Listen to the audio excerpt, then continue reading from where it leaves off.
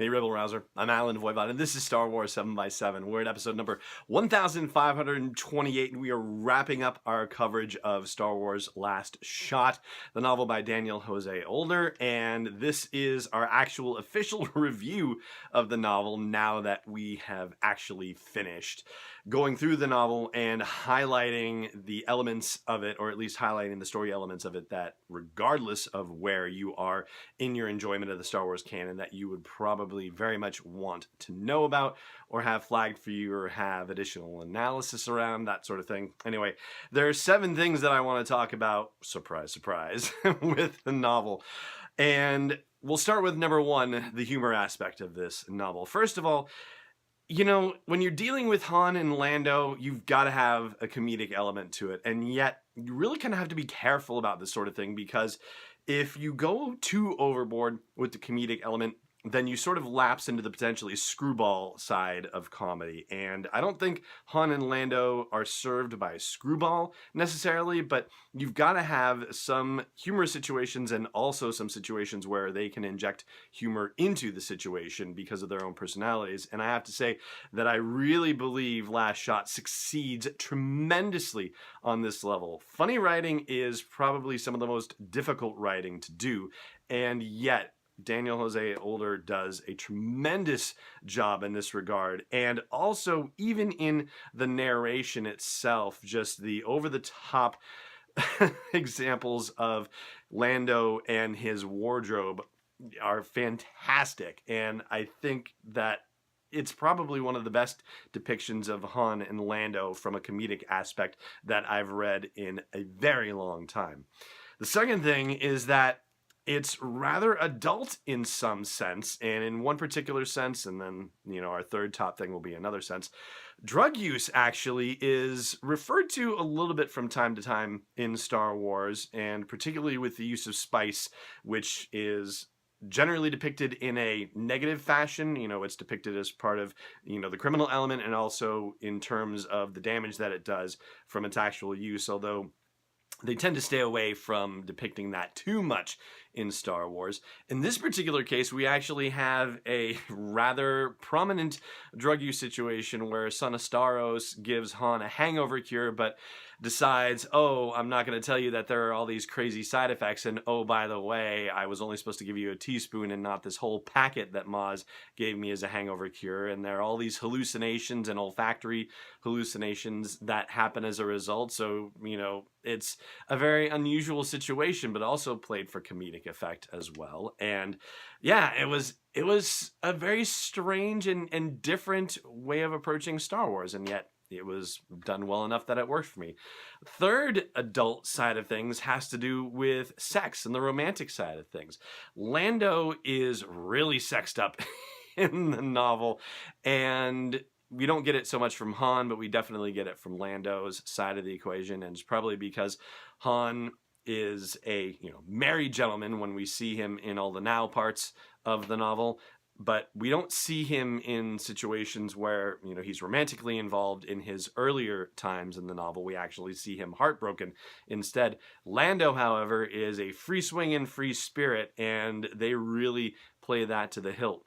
Now, there had been suggestions, of course, from the screenwriter John Kasdan about Lando's sexuality that, you know, was his ideas on what they are and that were not necessarily conveyed in the movie itself. As far as the novelization goes, it seems like it was pretty much kept in terms of the female, in terms of Lando's interest, but certainly species was not an issue for him whatsoever, for what that's worth. But sex was a very, you know, openly discussed situation in terms of Lando's activity in the novel, and that also was rather remarkable. It's not that sex hasn't been a topic in other Star Wars novels, and in one of the Aftermath novels, there was definitely a suggestion that sexual activity was happening. But you know, it's a different look for Star Wars novels, and I think it was refreshingly done. It was well done and tactfully done, I will say, for introducing the topic. The fourth thing is the carbonite situation. Now, I suppose this is probably belated for a spoiler warning, but let's just do it anyway. So there is a moment where Han and Lando have an exchange about the whole incident of, Lando turning Han and Leia and Chewie and 3PO over to the Empire and the Empire Strikes Back, and about the carbonite situation. And they actually have a conversation about it that is so beautifully done that I'm actually getting chills sitting here telling you about this. If there's one exchange in the novel that I would love for you to read above all others, the unfortunate thing is that I think it loses a little bit of something if you haven't read the whole novel. So, I can't say that I just want you to go find out that one part and just do it. But I don't know, it's a beautifully done exchange. So Older is perfect. I mean, I love it. I absolutely love the exchange, and it's done in a very male way. It goes on for maybe a page on the Kindle, so it's probably even shorter in the actual hard copy novel itself. So beautifully done, and they settle their business for it, and it's as if they haven't talked about it in the 3 or plus years since Han was out of the carbonite. They obviously had other things going on, and I'm sure there must have been some downtime somewhere, but they finally have an exchange about it, and it's beautifully handled.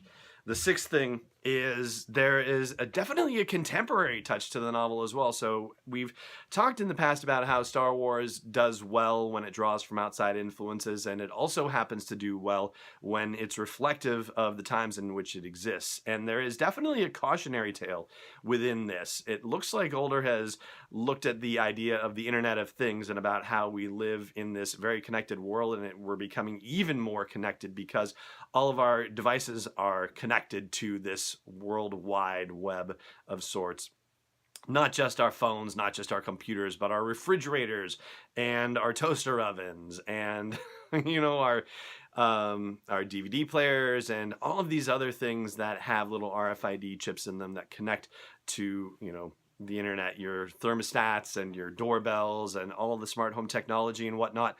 That's basically the sort of underlying idea, or very similar to the underlying idea, for what our nefarious bad guy Phison Gore is up to when he decides that he is going to launch his apocalyptic vision on the galaxy. And I think it's very successfully achieved in terms of the vision of it, and it's easy to read it and go, oh, because we have that sort of experience in our daily lives where, there have already been situations where denial of service attacks have been perpetrated using malware that has been spread out into the Internet of Things and turning those devices into things that can send distributed denial of service attacks, DDoS attacks onto things. So also very well done in that regard too.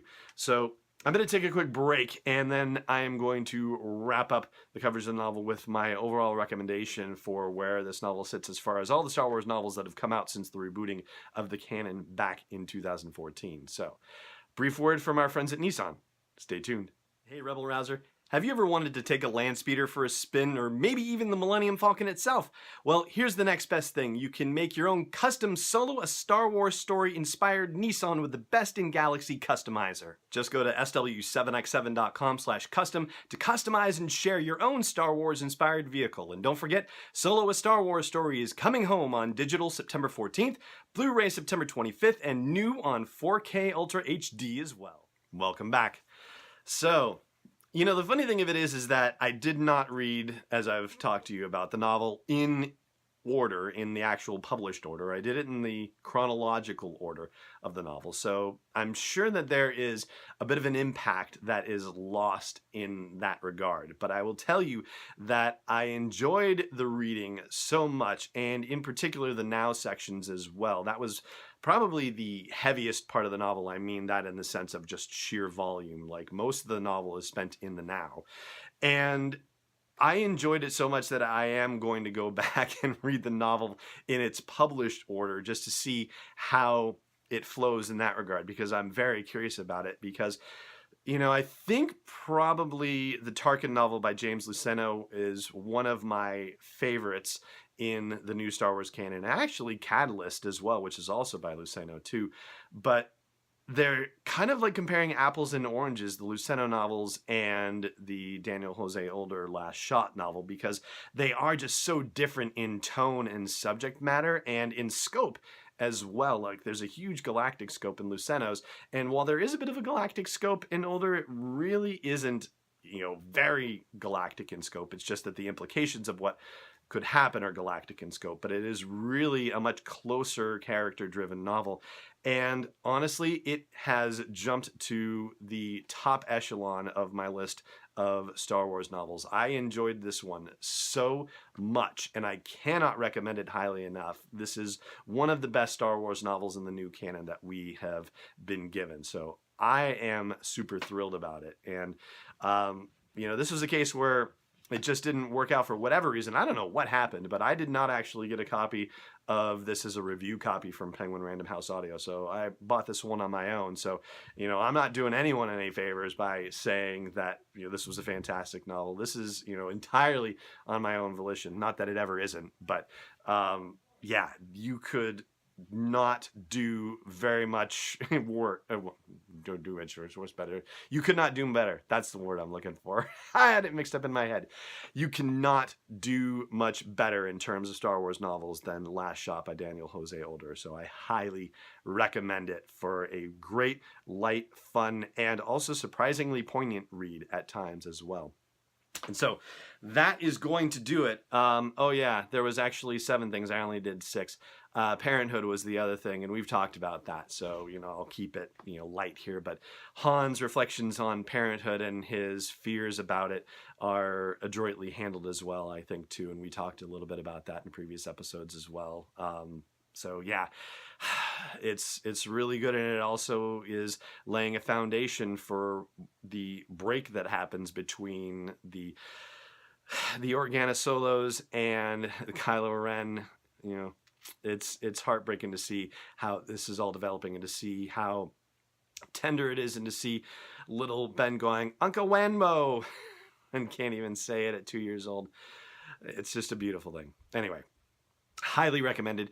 And that is going to do it for today's episode. I had the pleasure of talking with the Associate Professor of Political Science at the University of Rochester, Bethany Lucena, over the weekend, or actually on Friday. And so my interview with her is going to be coming on Monday's episode. That's about her analysis of Star Wars fandom on Twitter. So that will be on Monday's episode. It'll be a bit of a longer episode than normal. So do check that out. Subscribe to the podcast if you're not getting it handed to you by whatever service you're catching it on a regular basis.